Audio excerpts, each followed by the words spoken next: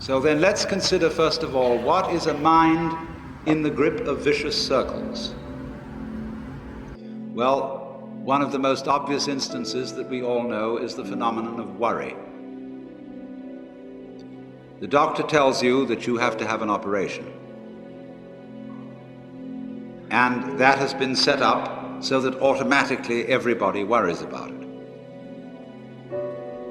But since worrying takes away your appetite and your sleep, it's not good for you. But you can't stop worrying, and therefore you get additionally worried that you are worrying. And then, furthermore, because that is quite absurd and you're mad at yourself because you do it, you are worried because you worry because you worry. That is a vicious circle. So now, can you allow your mind to be quiet? Isn't it difficult?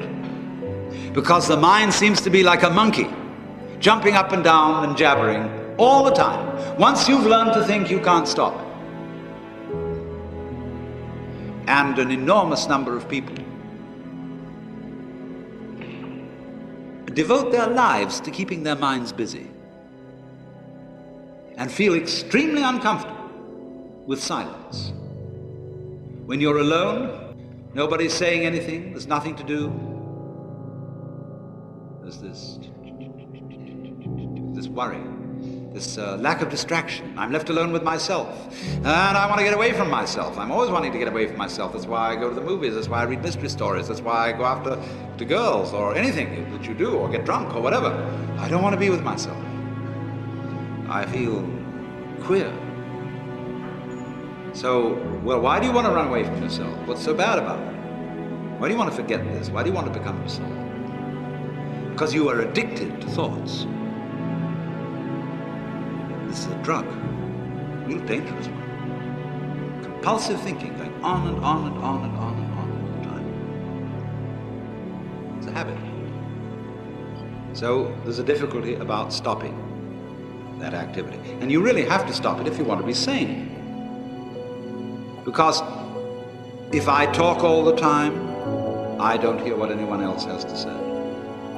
Then I'll end up in the situation of having nothing to talk about but my own talking.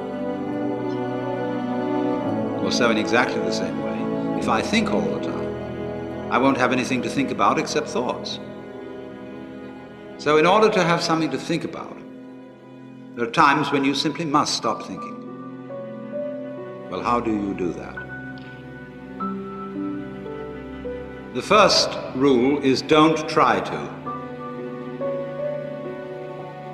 Because if you do, you will be like someone trying to make rough water smooth with a flat iron.